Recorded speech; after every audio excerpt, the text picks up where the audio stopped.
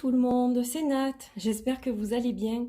Je suis ravie de vous retrouver pour votre guidance lunaire, nouvelle guidance pour la pleine lune en Gémeaux qui a lieu le 12 décembre.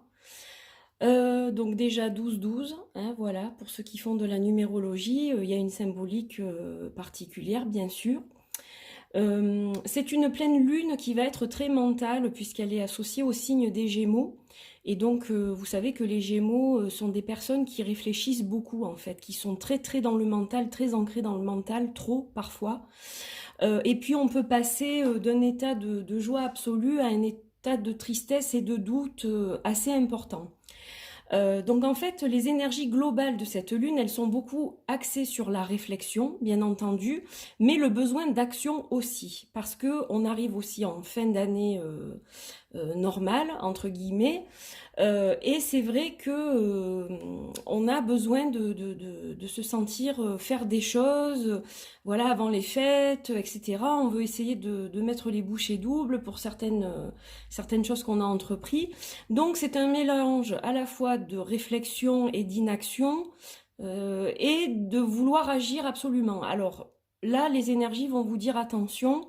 Oui, c'est bien d'agir, évidemment, mais il ne faut pas faire n'importe quoi et n'importe comment, et dans n'importe quelle condition. C'est-à-dire que parfois, votre situation va demander à ce que la réflexion soit vraiment profonde et d'attendre d'avoir toutes les pièces du puzzle pour pouvoir agir. Si vous le faites avant d'avoir toutes les pièces du puzzle, ça risque d'aller au casse-gueule, hein. Voilà, désolée pour l'expression, mais c'est un peu comme ça que ces énergies arrivent. Alors c'est quand même des énergies évidemment qui vont nous brasser. Voilà, hein, ce sont des énergies de fin d'année, c'est la dernière pleine lune de cette année.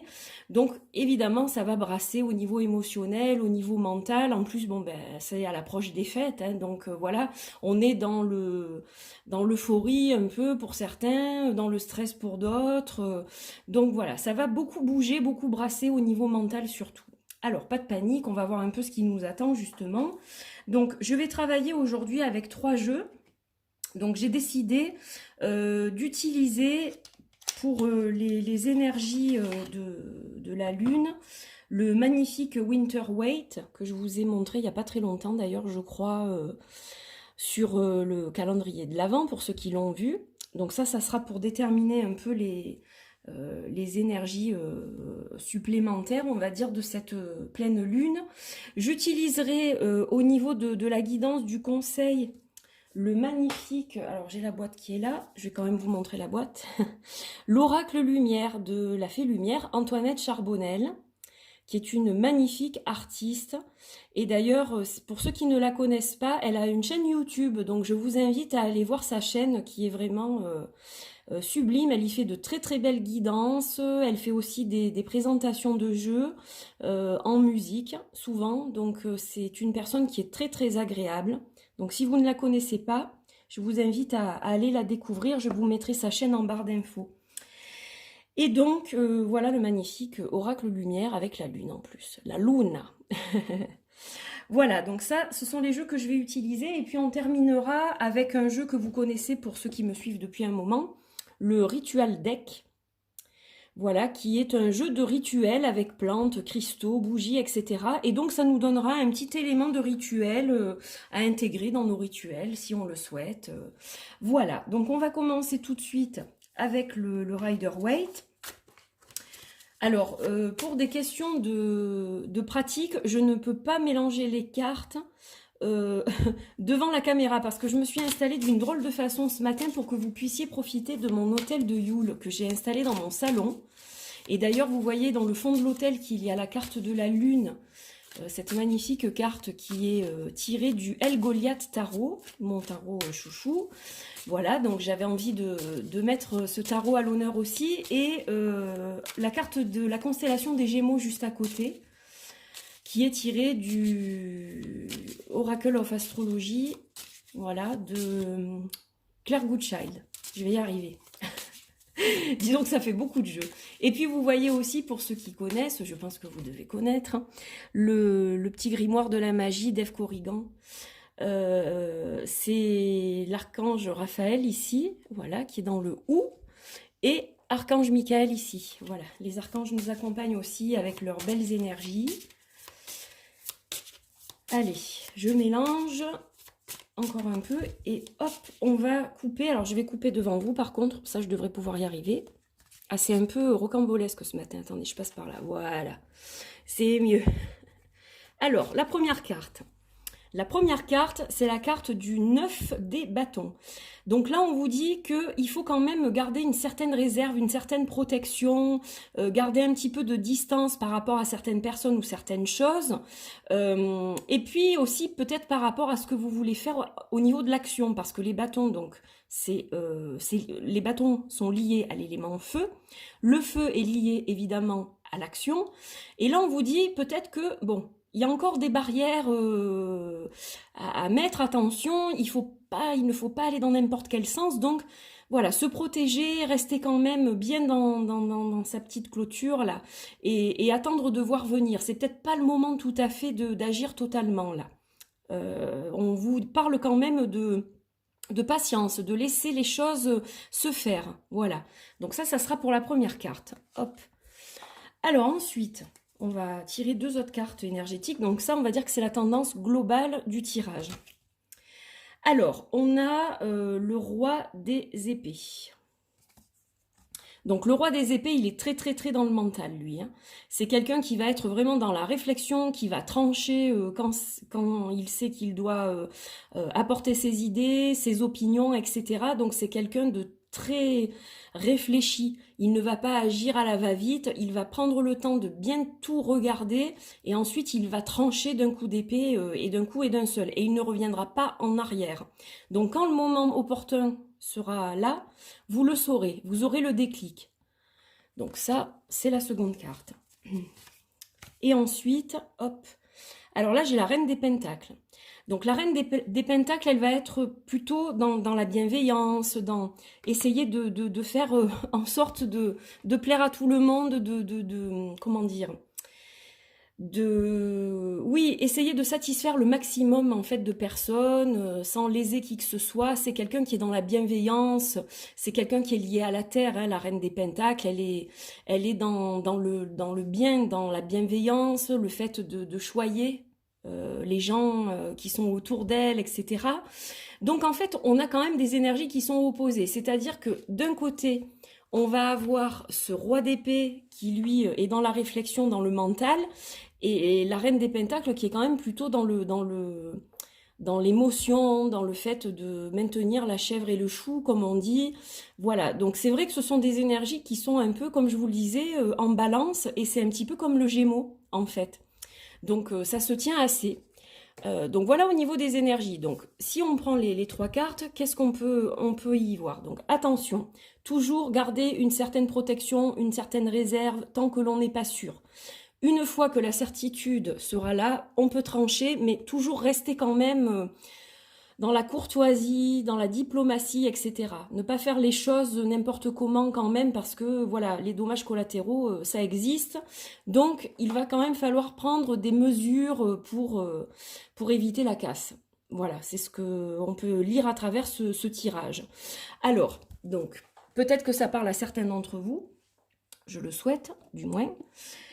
Peut-être à d'autres, pas du tout, ça peut arriver aussi, parce que c'est une guidance générale. Alors maintenant, on va regarder avec le magnifique oracle de la fée lumière, justement, pour voir quelle carte va sortir par rapport à ce tirage.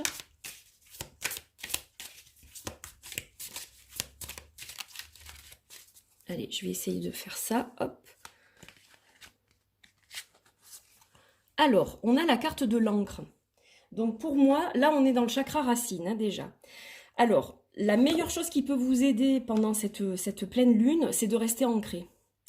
Rester ancré va vous éviter de partir dans trop de fusion, d'effusion mentale qui ne servirait à rien, parce qu'il faut que la réflexion soit bien entendu constructive. Si on part dans tous les sens, ça va faire le contraire.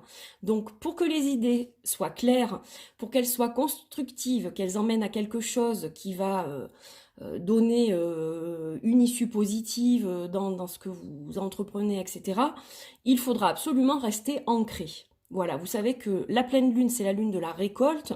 On récolte ce qu'on a semé en début de cycle.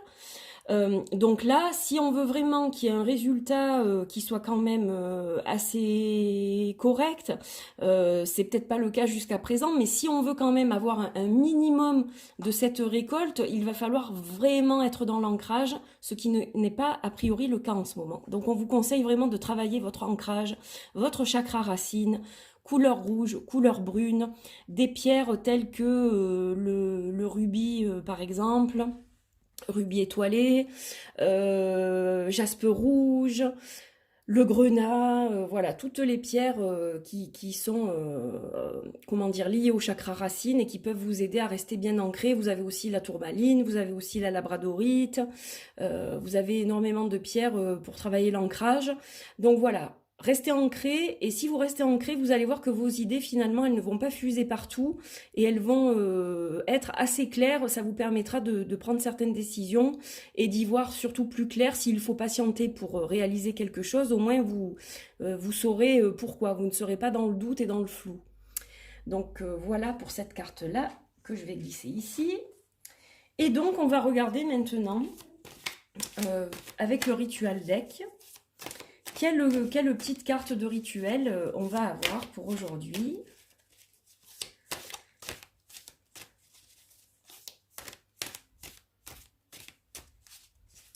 Allez, on va couper et on va prendre, allez, celle-ci, la carte de la rose. Ah, c'est marrant ça, parce que j'ai des roses rouges derrière moi, tiens, justement. J'essaierai de vous mettre le bouquet en fin de vidéo, comme ça vous le verrez. Alors la rose, ça symbolise la beauté, la perfection, la déesse aussi. C'est une plante qui est reliée également à la Vierge Marie. Regardez, elle est juste là avec la neuvaine. Donc en fait, cette fleur, elle vous invite à travailler en lien avec votre déesse intérieure, que vous soyez un homme ou une femme. Vous avez une part de féminin de toute façon, et donc on vous demande de travailler aussi avec cette énergie de la rose qui est liée aussi à Marie. Donc comme nous arrivons à Noël, ça prend du sens évidemment.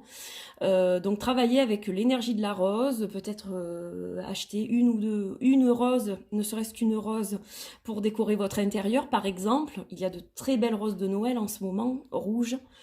Voilà, travailler avec cette énergie féminine de la rose pour justement calmer un peu ce mental trop masculin par moment. C'est ça aussi qui va vous aider à retrouver l'ancrage et l'équilibre. Donc voilà pour terminer cette magnifique carte. Et bien voilà, j'ai terminé ma petite guidance lunaire. J'espère que celle-ci vous a plu. Vous pouvez me retrouver sur mon site angel-taena.weebly.com pour ceux qui souhaitent des guidances privées. Et surtout, attention quand vous mentionnez votre adresse mail, de bien mettre la bonne, parce que j'ai eu des petits soucis dernièrement avec quelques personnes qui avaient mis une adresse erronée ou qui avaient mis un point où il fallait pas, etc. Et du coup, je n'arrivais pas à leur répondre. Donc voilà, c'est juste pour vous le rementionner à travers cette vidéo, parce que je réponds toujours à tout le monde, sachez-le, pour les guidances. Donc voilà, si vous n'avez pas de réponse, c'est qu'il y a forcément un problème, et à ce moment-là, il faut vérifier dans le formulaire que vous m'avez envoyé si vous avez bien mis vos coordonnées. Voilà, il me reste à vous souhaiter une bonne pleine lune en Gémeaux. Je vous souhaite une belle journée, une belle soirée. Ça dépend à quelle heure vous regarderez cette vidéo.